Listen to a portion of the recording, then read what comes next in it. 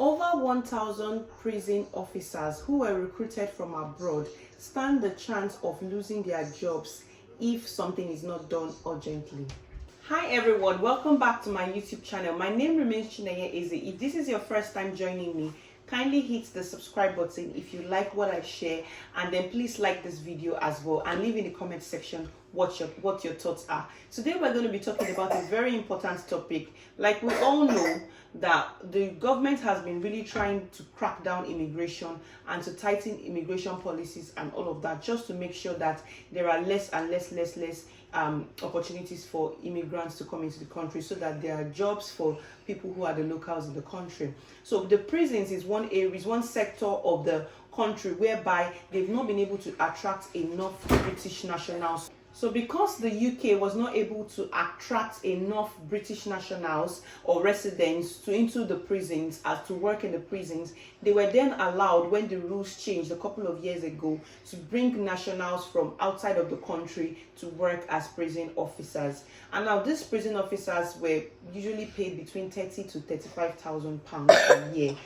When the rule changed in July 22nd of this year, and the government increased the threshold for the skilled worker visa, it then means that, so that money was increased, their salaries were increased to 41,000 plus, and then that means that these people can no longer, whenever they want to renew their visas, they can no longer be eligible for the skilled worker visa, and they might be standing the risk of being forced out of the UK because their salary they can no longer meet the salary threshold of the skilled worker visa. This is very sad. Very sad, because I'm a Nigerian, and over 700 Nigerians were recruited, and over 140 Ghanaians were recruited as well. So more than 1,000 prison officers came from abroad to help to salvage the prison sector in the country. But now there is problem. So I'm just going to read exactly what the national chair of the Prison Officers Association said, Mark Fairhurst. So he said that this change was scandalous, and it was just done in a haste because the government was pandering towards reform. And he went further to say that they have written the government asking them to reverse this decision and give prison officers an exemption, because they need the staff, and they are very good staff as well. So because the government was pandering to reform, the Reform Party, then they want to appear to the public as being tough on immigration rules and all of that, and then reduce the level of overseas workers that we have in the country. But as a result, prisons is going to suffer. It's going to be very hard to manage. The staff morale is going to be very low, and hardworking colleagues will be forced out of the country, according to his words. He said this is disgraceful, and it's a very bad way to treat them.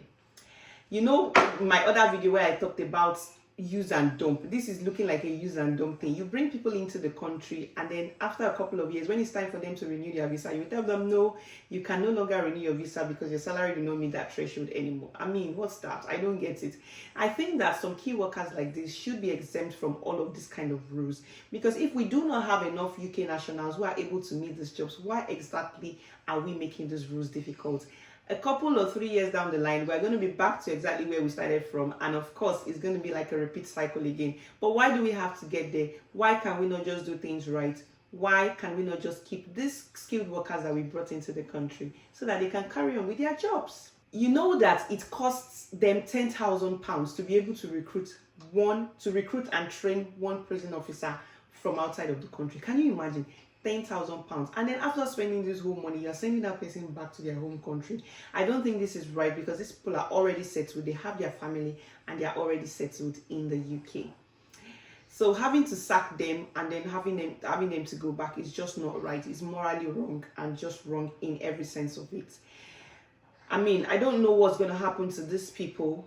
There are 1,000 of them, and my heart goes out to them, and I wish and I pray that this will be resolved and they won't have to go back, and there will be an exempt for them.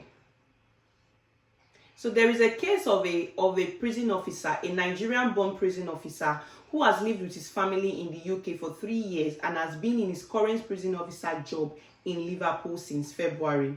Despite applying for a skilled worker visa renewal before 22nd of July, his application has been refused. He's now attempting to find an alternative. Imagine, an alternative sponsor within 2 months left on his visa. How is that going to happen? I don't know. And he's facing the possibility of being sent back to his home country with his wife and his daughter within weeks. This was what he told the union.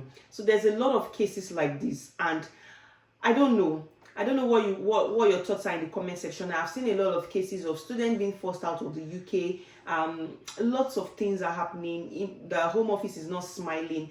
And the one advice that I'm going to give to everybody, the same way I'm giving to myself, is that please abide by the rules wherever you are. Make sure that you are not going against any rules. Home Office is not smiling. If anything happens, they are quick to force people out of the country because they are tightening immigration policies. Until I come your way again next week, thank you so much for watching, and bye-bye.